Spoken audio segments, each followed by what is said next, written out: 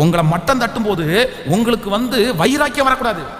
Hello, நீங்க எங்க ஓடணும்னா கர்த்தர் சமூகத்துல போய் ஓடணும், கர்த்தர் சமூகத்துல போய் விழணும். நீங்க அவனுக்கு முன்னாடி நான் எதிர்த்து நிக்கிறான் பாடுறா, நான் பண்ணி காமிக்கிறேன்டா அப்படின்னு சொல்லி உங்களுக்குள்ளே அப்படிப்பட்ட ஒரு தைரியத்தை நீங்களே வரவழைச்சு கூடாது. நம்ம நிறைய பேர் பண்ற மிகப்பெரிய தவறே அதுதான். யாராவது ஒருத்தர் மட்டம் தட்டிட்டாங்கன்னு வைங்களேன், நம்ம என்ன பண்ணுவோம் தெரியுமா, வந்து பாடுறா அப்படின்னு சொல்லி போய் அவனுக்கு முன்னாடியே நின்றுட்டு நான் இப்ப பண்ணி காமிக்கிறேன் பாரு அப்படின்னு ஒத்தைக்கு நிற்போம்.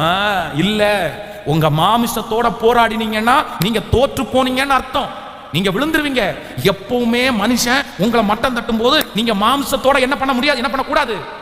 சத்தமா சொல்லுங்க, பக்கத்துல கையை பிடிச்சு சொல்லுங்க, உங்களை மட்டம் தட்டும் போது நீங்க மாமிசத்தோட போராடக்கூடாது. புரியுதுல? யாராவது ஒருத்தர் உங்க பிரசங்கமே நல்லா இல்லைன்ட்டாங்கன்னா நான் உடனே எனக்கு பிரசங்கம் பண்ண தெரியும் பாடுறா, 7 பாயிண்ட் அடிக்க விடுறோம் பாடுறா அப்படின்னு சொன்னேன்னா அங்க யாருடைய செயல்பாடு இருக்காது. ஆவியானவர் அங்க கிரியை செய்ய மாட்டாரு. உனக்கு பிரசங்கமே பண்ண தெரியாதுன்னு சொன்ன உடனே நான் எங்க ஓடணும்? கர்த்தர் சமூகத்துல முழங்கால் படிட்டு எனக்கு பிரசங்கம் பண்ண தெரியாதுன்னு சொல்லிட்டாங்க, உண்மைதான். ஆனா நீங்க என்ன பயன்படுத்த முடியும்னு அவர் கையில என் வாழ்க்கையை வச்சுட்டேன்னா நான் நம்புறேன், என்னை எதிர்த்தவன் வெட்கப்பட்டு போகிற அளவிற்கு அவன் கண்களுக்கு முன்பாகவே கர்த்தர் என் தலையை நிமிர பண்ணுவார். அவ்வளவு பெரிய நல்ல தேவனை தான் நாம் ஆராதிக்கிறோம். கரங்களை தட்டி இயேசுவே எங்களுக்கு அப்படிப்பட்ட ஒரு கிருபையை தாரும். எங்களை குறைவாய் பேச பேச பேச அந்த அபிஷேகத்தை நாங்கள் வளர்த்துறதுக்கு எங்களுக்கு பலன் தாரும். ஆமென். பக்கத்துல கையை பிடிச்சு சொல்லுங்க, உங்களை மட்டம் தட்டுறது நல்லதுன்னு சொல்லுங்க. நல்லா சொல்லுங்க எல்லாரும். அப்படி மட்டம் தட்டுனாதான் நீங்க என்ன பண்ணுவீங்க கேட்கல. ஆனா இங்க நிறைய பேர் என்ன பண்றாங்கன்னா வளர்றதே கிடையாது.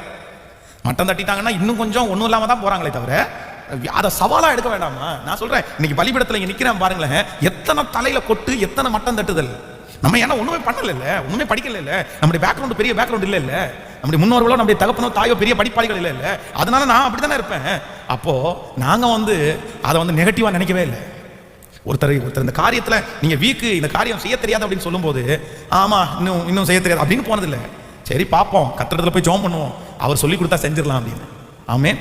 இப்போ அப்படிதான் எந்த காரியத்துல கையில எடுத்து அந்த காரியம் நல்லா இல்லாம அப்படின்னு தோணினாலுமே இல்லை யாராவது சொன்னாலுமே உடனே மனசுக்குள்ள என்ன தோணும் அப்படின்னா, ஏன் அப்போ அதை நல்லா செய்யற ஒருத்தன் இருக்கான்ல உலகத்துல, நல்லா செய்யற ஒருத்தர் இருக்காரு அப்படின்னா அந்த ஒருத்தனா என்ன கத்தர மாற்ற முடியாதா? நான் என்ன விசுவாசமே இல்லாம வருது, மாற்ற முடியுமா முடியாதா?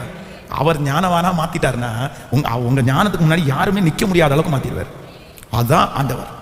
உலக படிப்பினுடைய ஞானத்திற்கும் கர்த்தர் கொடுத்த ஞானத்திற்கும் நிறைய வித்தியாசம் இருக்கு, நிறைய வித்தியாசம் இருக்குது. நான் சொல்றேன், கர்த்தர் கொடுத்த ஞானம் பர்ஃபெக்டா பண்ணுவீங்க. ஆமென். ஆனா உலக ஞானம் அப்படி கிடையாது. உலக ஞானம் நிறைய நஷ்டம் வரும், ஆனா தேவ ஞானத்துல நஷ்டமே இருக்காது.